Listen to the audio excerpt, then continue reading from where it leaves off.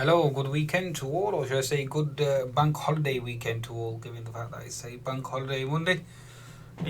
For Europeans, obviously US markets are active, and so just giving you a review of US market analysis starting from Monday and going into the week ahead. Please be sure to obviously follow my Twitter handle, that's where I'm obviously more active, at Intermarket Analysis, at trader_adil.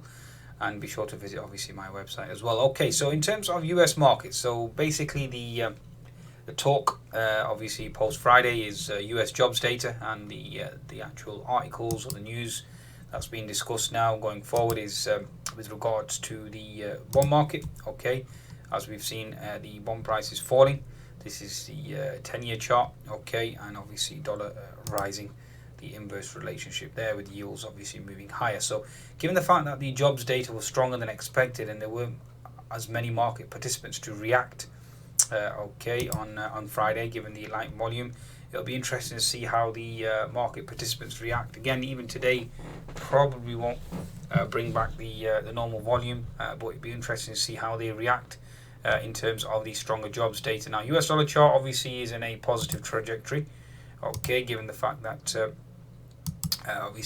individuals are expecting the Fed to be the most hawkish out of all the central banks, and that's why obviously we've seen this potential bottom in dollar. Now, the bullish market, obviously bullish trajectory continues, and therefore given the stronger jobs report, there will be talk of the taper tantrum now, given the fact that obviously markets have certainly baked in all the stimulus, whether it's monetary stimulus, whether it's obviously fiscal stimulus, certainly has been baked in. So if any obviously currency is going to move higher, it will be the US dollar index, so bear that in mind. Even though the Fed is trying their best to downplay the inflation, or reflation trade, call it what you want, okay, they're attempting their best at talking down inflation, saying it's just a one-off, it's transitory, etc., etc. The jobs report doesn't lie. Although having said that, the wage price inflation, or the wages aspect of it, certainly hasn't increased. But nevertheless, obviously the pressure will be on the Fed, and the pressure will be on the dollar as well to potential short squeeze higher in terms of the dollar index. So watch out in terms of the US dollar. Obviously bond markets, I've already given you insight. A weekly chart, obviously you're not looking at support until further down.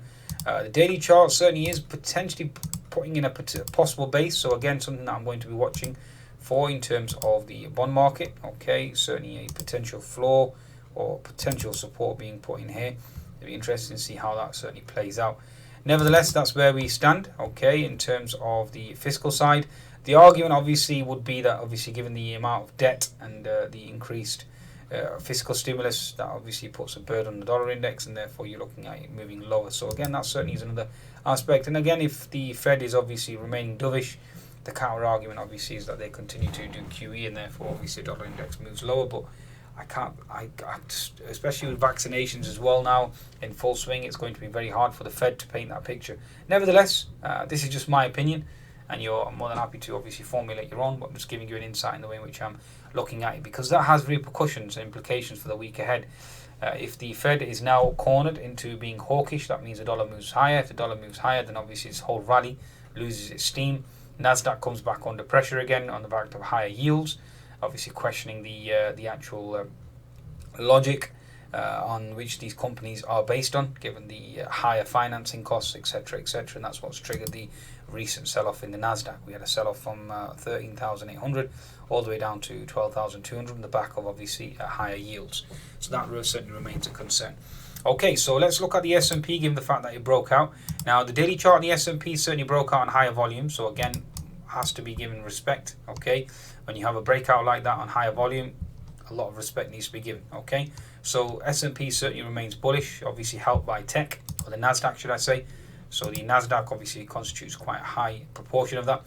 It'll be interesting to see how the S&P reacts now Monday, given the fact that we've got the taper tantrum concerns, higher inflation, Fed now obviously not as dovish, etc., etc. So that'll be certainly interesting. The daily chart of the Nasdaq certainly remains in the fib 61 to 75% area. We've got gap fill above at 13,600. So anybody who wants to short the S&P needs to time it with the Nasdaq. Okay, bear that in mind. If you're bearish the S&P, you have to time it with the bearish situation or scenario, the Nasdaq. Now, this is one of the key resistance zones right here. Okay, now in terms of the Nasdaq, we always cross-reference that. This is based on intermarket analysis with the biotechs. The biotechs remain weak.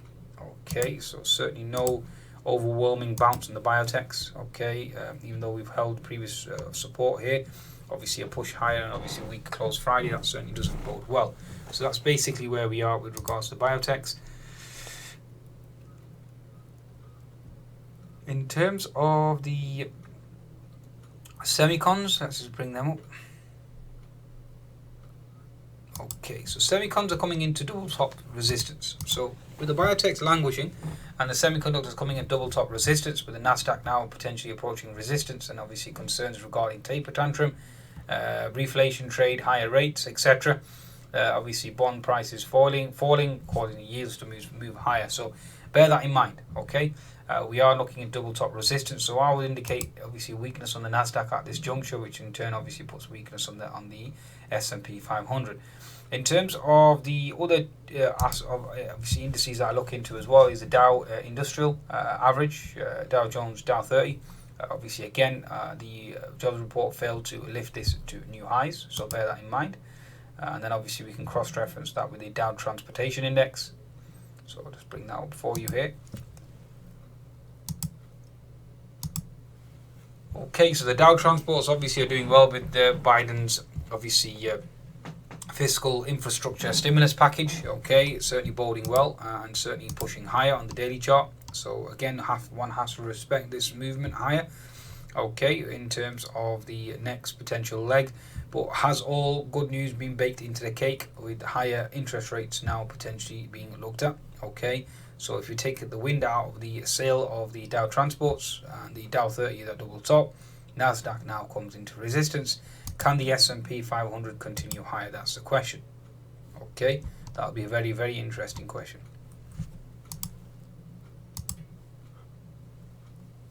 10-minute chart gap fill. The gap level was 3970 zone. Okay, we gapped higher almost 50 points. Very impressive. And then obviously we continued higher as well. So does that continue? We've got two unfilled gaps, one at 39.58 and one at 39.73. And then ultimately the gap fill below at 39.10. So it'll be interesting to see in terms of the S&P. From my perspective, obviously extremely overbought. That's how I interpret it. And looking for a potential retracement or a potential move higher. Now, just to cross-reference the S&P 500, we'll look at the Russell 2000 and the Russell 3000. The Russell 2000 now is coming into gap fill resistance. Okay, it certainly hasn't made a new high like the S&P has. So again, that certainly calls into question the new high in the S&P. And we are looking for a potential head and shoulders formation with the right shoulder potentially going in right now.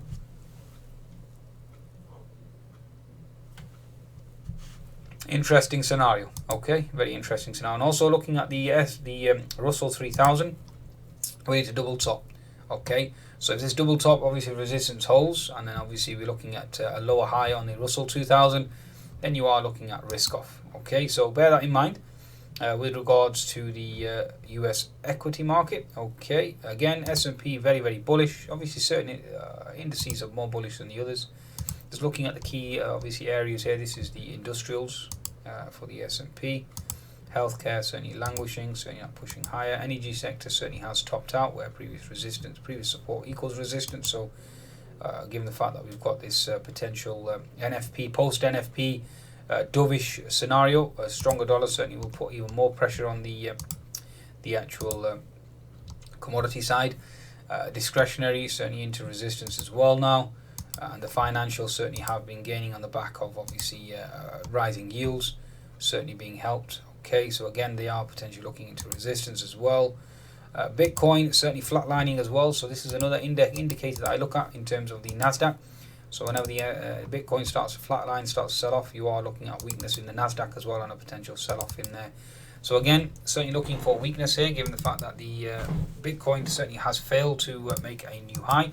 And obviously increased regulation there with regards to India banning crypto, etc. So this will be very interesting going forward. Okay, so basically the summation is yes, the S&P 500 certainly has pushed higher and it's very impressive thrust as well, but one would expect potential profit taking, potential fade even down to gap fill or potential retest of the breakout, given the fact that we've got gap fill just below at 39.70 and the breakout was at 39.80. So a potential retest there, obviously weakness in the Nasdaq, and then we can obviously assess how the market unfolds going forward. So I think that's or I hope that's a good insight here with regards to the S&P. That's the one that I trade mainly. Also the Nasdaq I do take advantage of as well. So that gap fill certainly looks very vulnerable at this juncture. Nevertheless, don't be surprised to see 39.80 and 39.90 certainly holding as well, given any potential pullback. Okay, wish you the best in your trading week ahead. Goodbye now.